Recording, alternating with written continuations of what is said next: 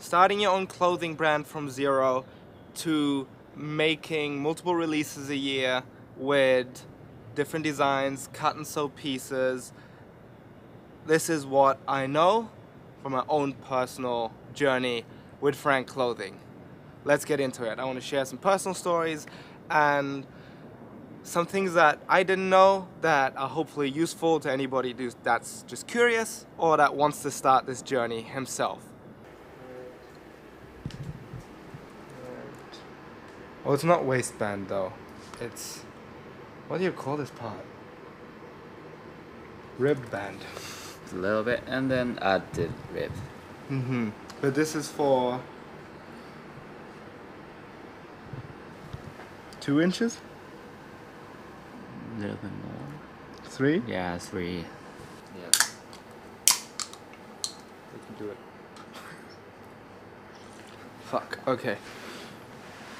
Zen and I have been all day in this room cutting clothing apart and playing around trying to figure out all the designs and cuts for Frank's collections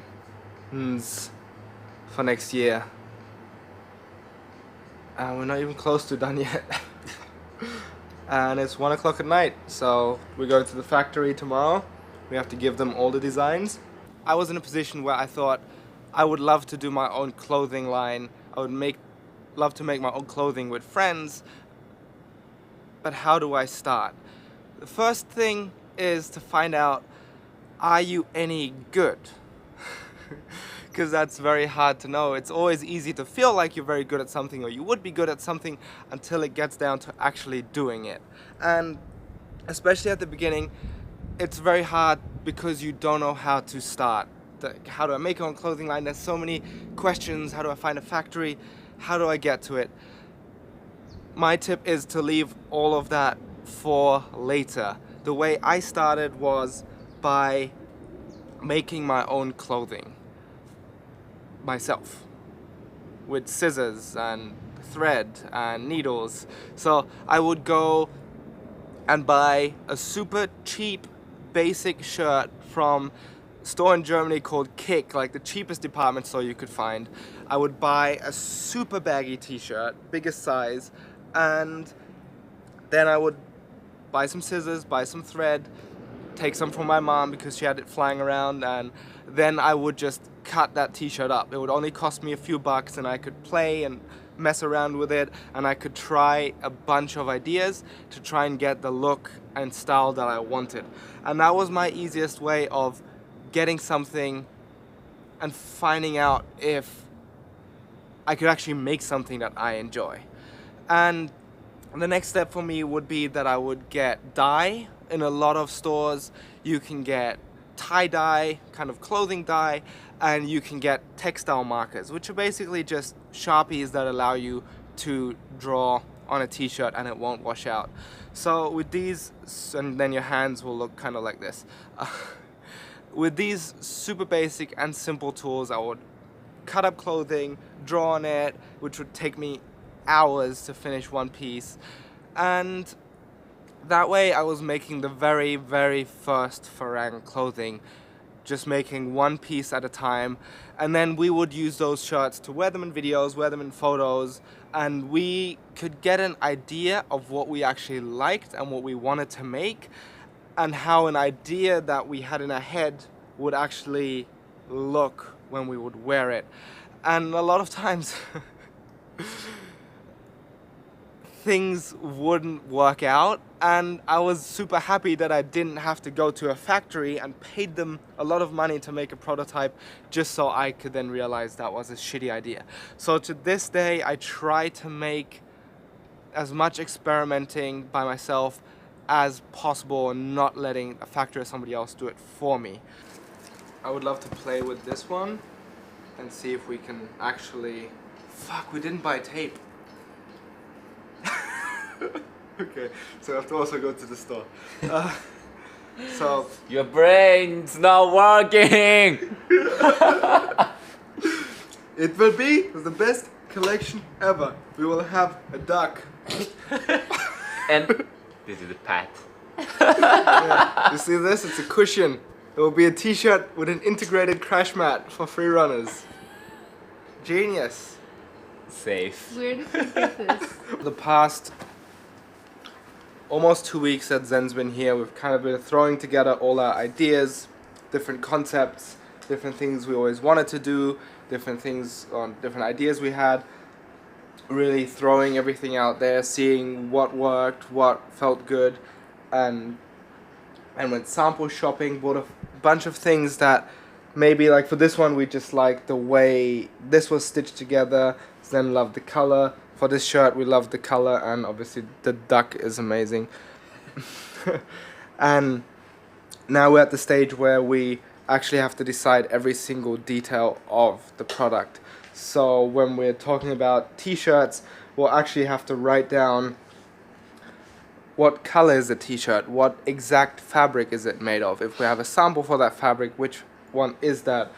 What cut do we want? Do we want that cut to be longer? Do we want the sleeves to be different? Do we want the finish at the bottom to be this size? What color do we want? How deep do we want the color to be cut? Do we want the shirt to be longer in the front, longer in the bottom? Is it a round cut?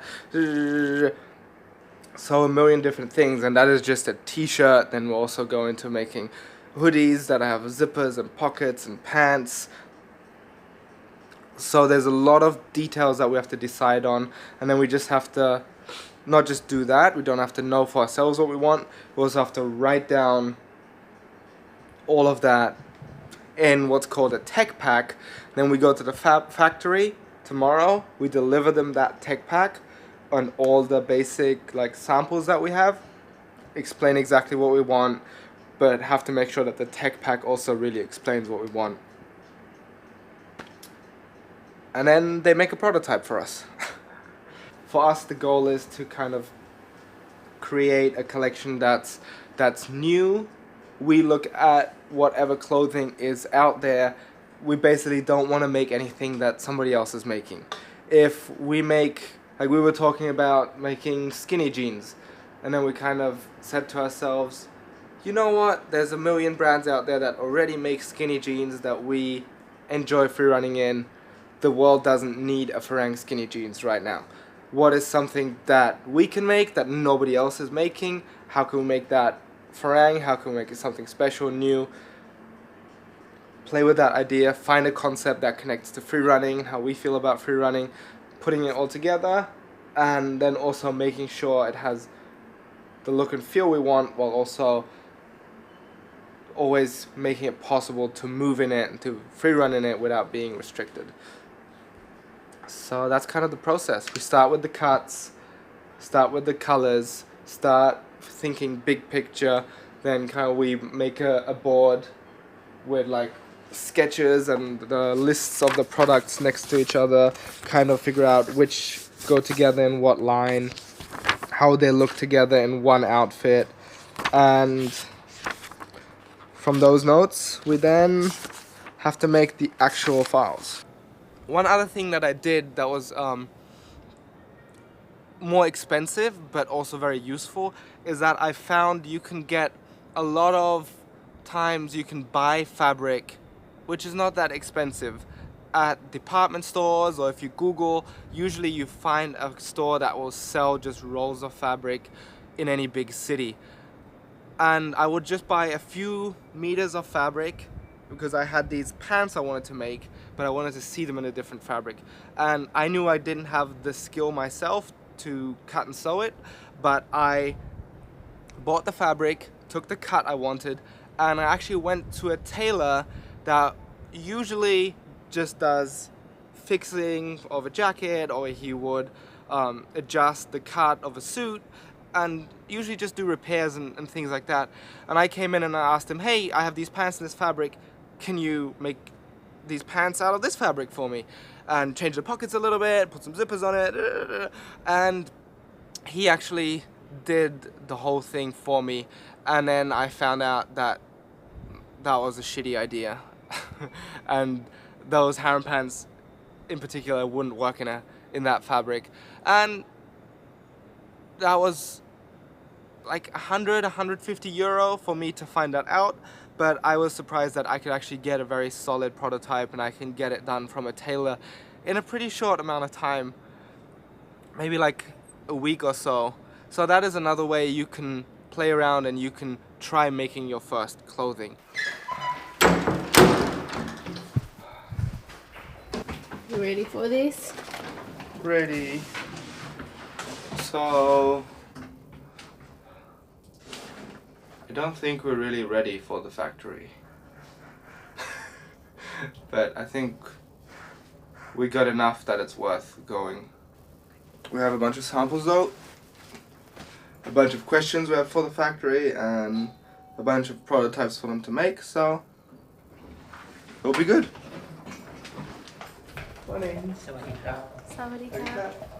Something else you can do, which I've never done before, but friends of me have done, is you can do your own screen prints, and I'll try to find a good tutorial for you to do that and put it in the description. There's a lot of DIY ways to do it. So, why are we doing this?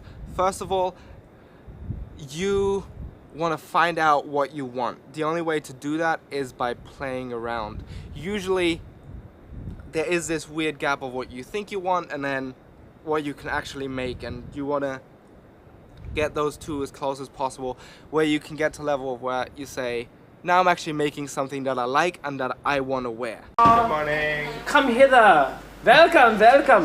In Vinu. Hi. Hi. For us at least, that was always the measurement of, is this something we're happy to sell?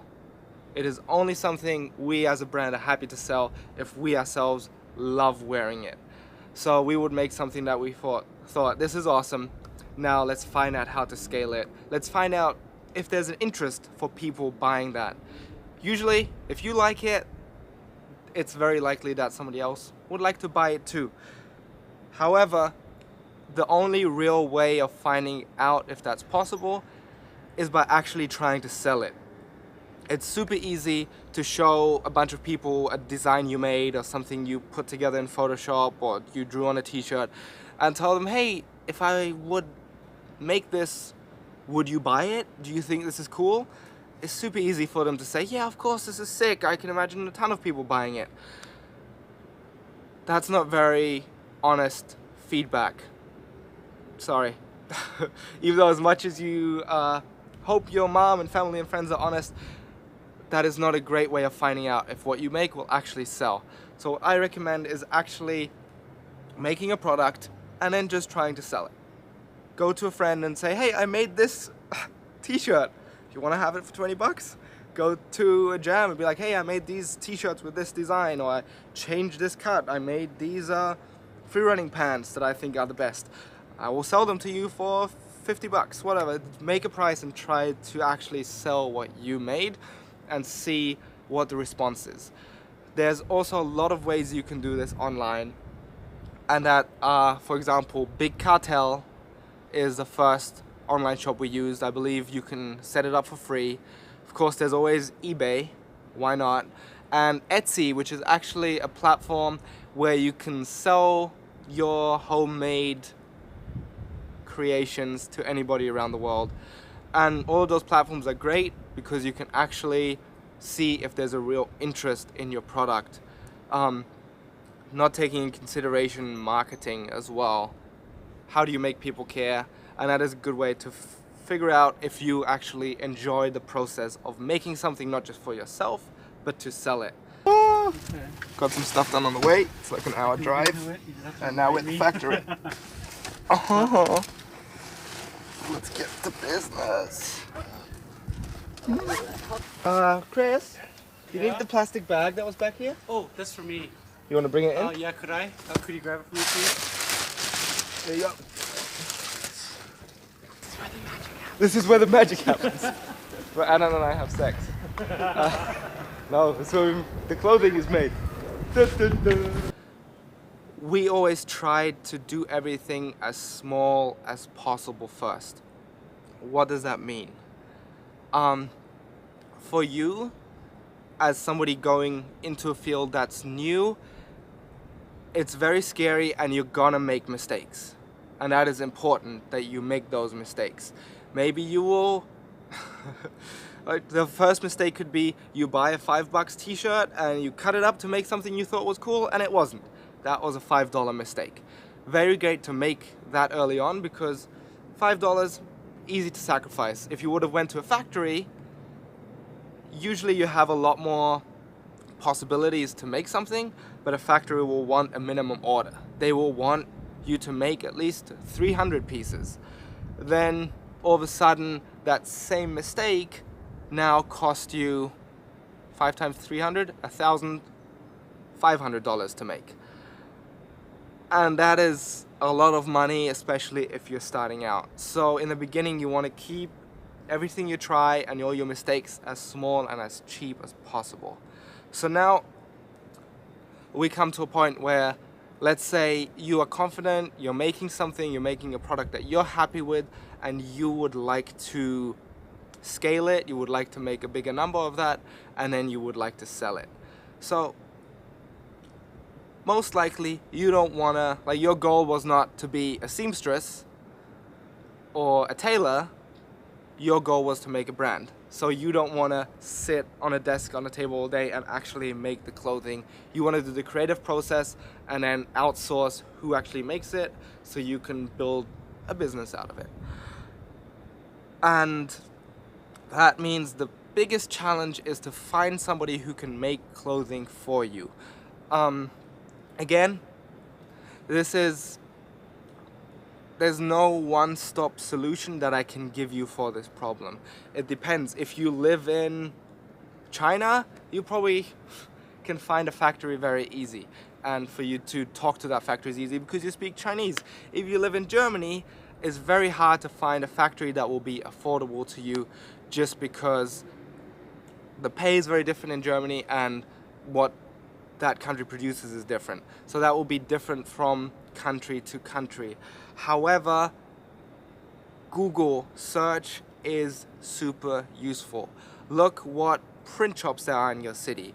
And a lot of times you can make something at a scale of 100 to 200 pieces pretty easy. A lot of times you can make something cool by buying t-shirts in bulk. Maybe you can get a better deal on buying those t-shirts cheaper.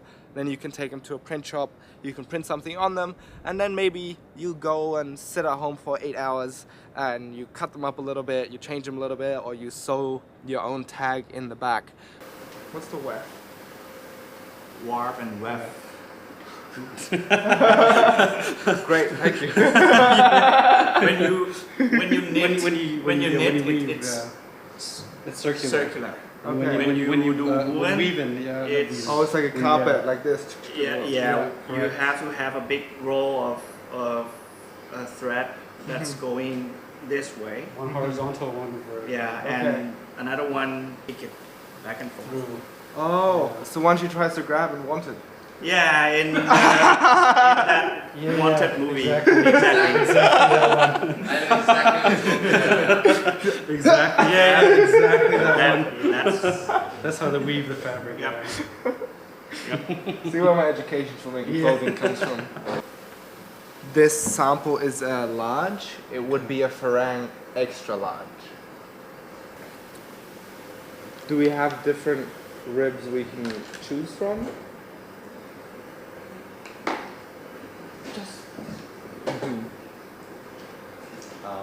Maybe 3 to This is with elastane inside. Oh, inside the actual waistband. There's nothing in here, but the knit itself has some elastane inside. So Okay. This is the room where we always come together. We present the factory, the ideas we have, what we plan, what we like to do. We ask them what's possible, what's not possible. And the great thing about this room is that they have a wide collection of a bunch of different fabrics they've used, products they've made, cuts they've done, and most of the time we'll be like, oh, we want to do this, and they're like, we've done that for Marc Jacobs baby line with this fabric. Is that what you think about? I'm like, yes, exactly like this. And then can you do it like, and then we'll kind of puzzle it together from there.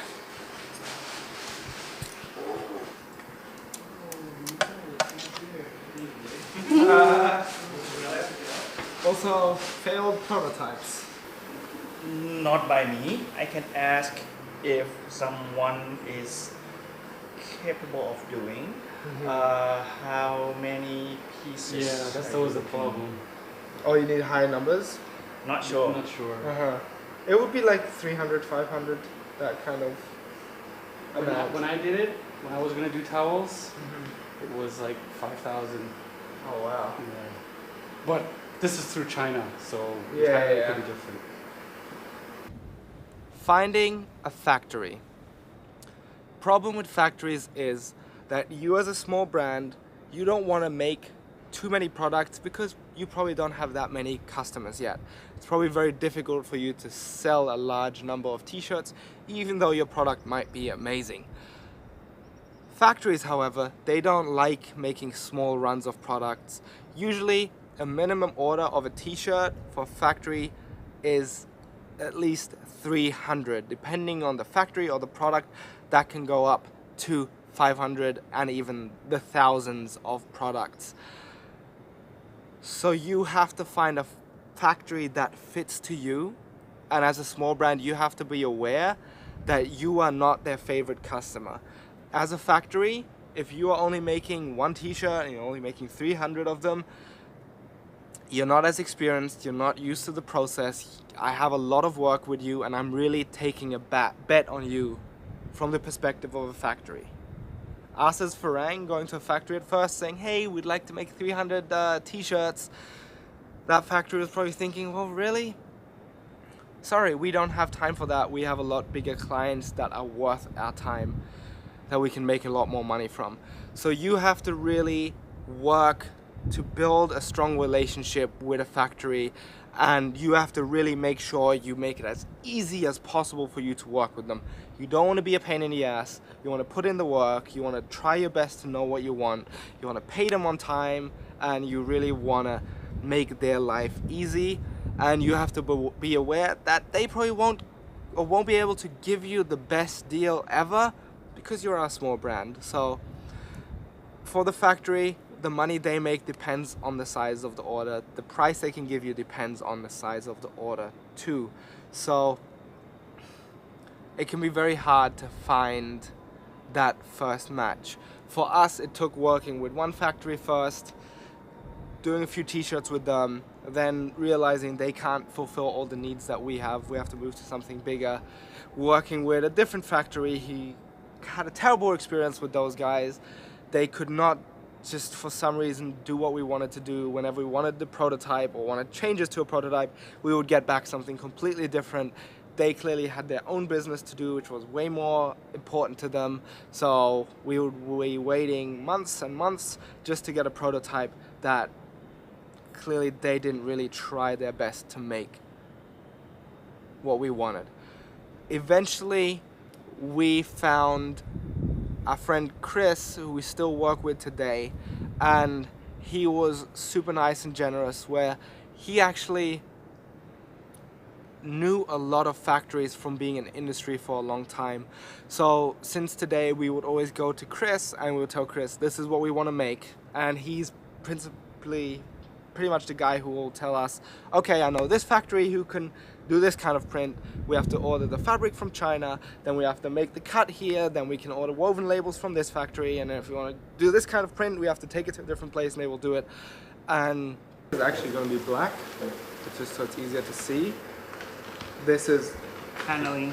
yeah, which is, it's actually just a decorative layer for us. It's not an actual different part in the pants. It is a piece of shell fabric stitched down the middle and then let it roll. Yeah, this is a bit tricky, I think.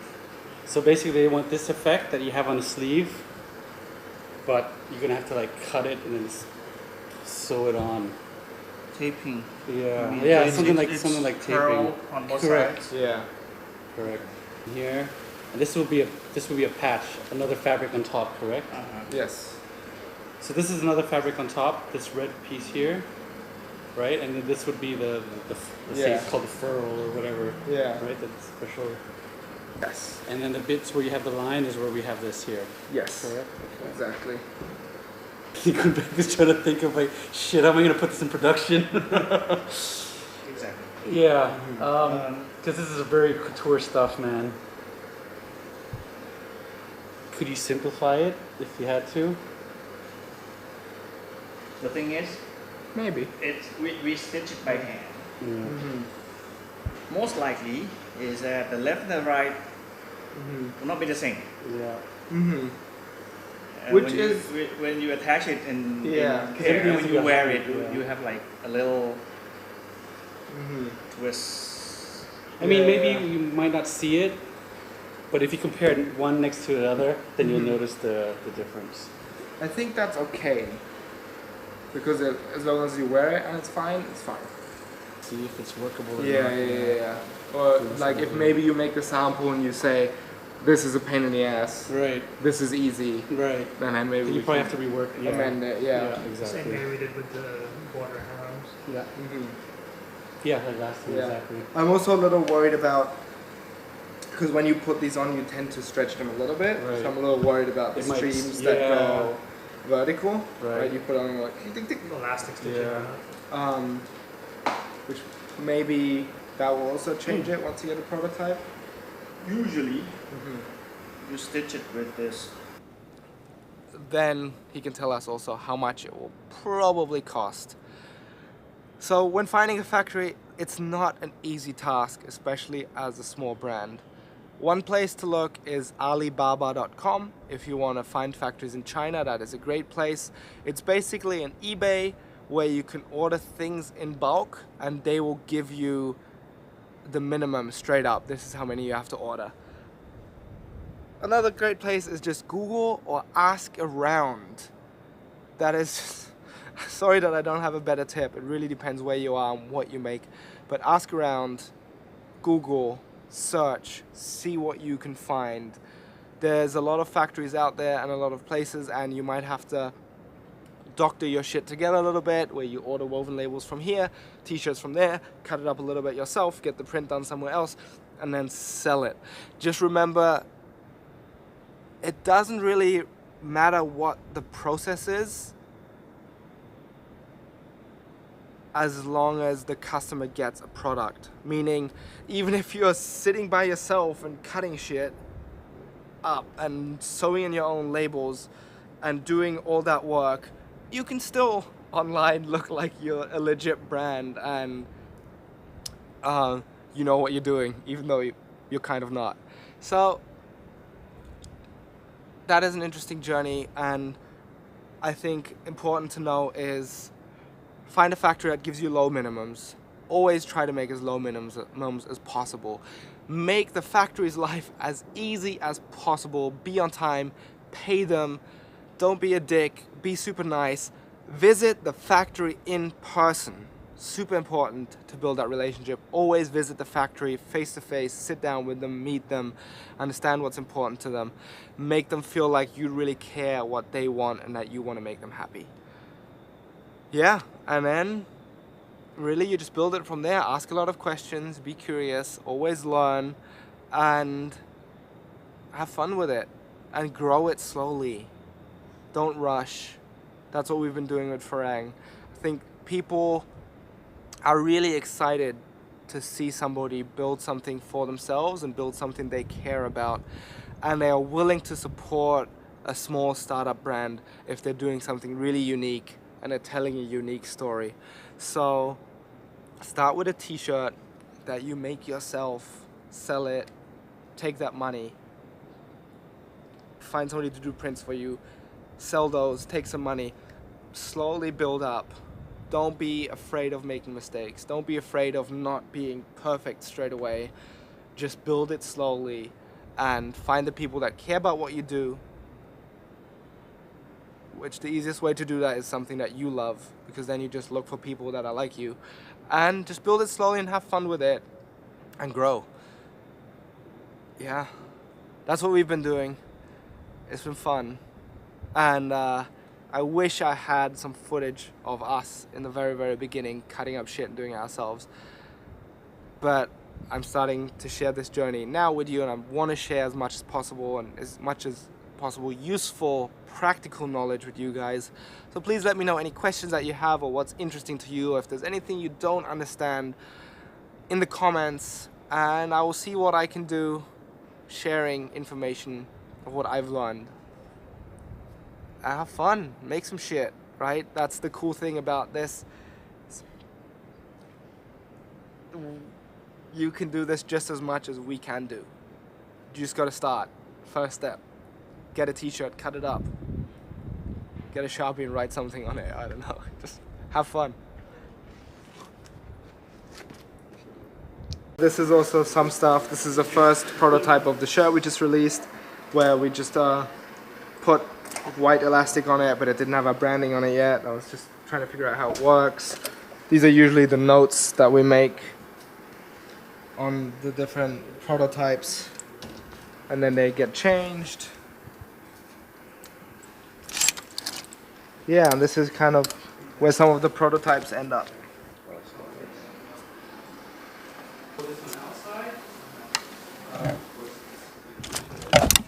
Finished! So hopefully We made it. For now. We'll be back soon. Intense. It's a car with like a big camera on top, like a 360 camera. It's a little bit ahead. Chris is trying to catch it. Just follow him home and we'll beat him up. Take his car for a ride. We spotted the Google Street View car, so we're trying to get on Google Maps. Gotta be famous. Go be famous.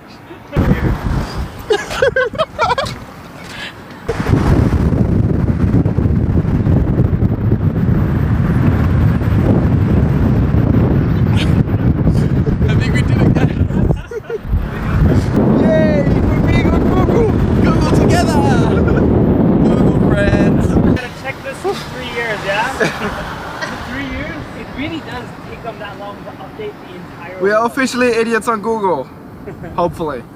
We'll find out maybe one day. Because I remember, What's the address? Because I remember when I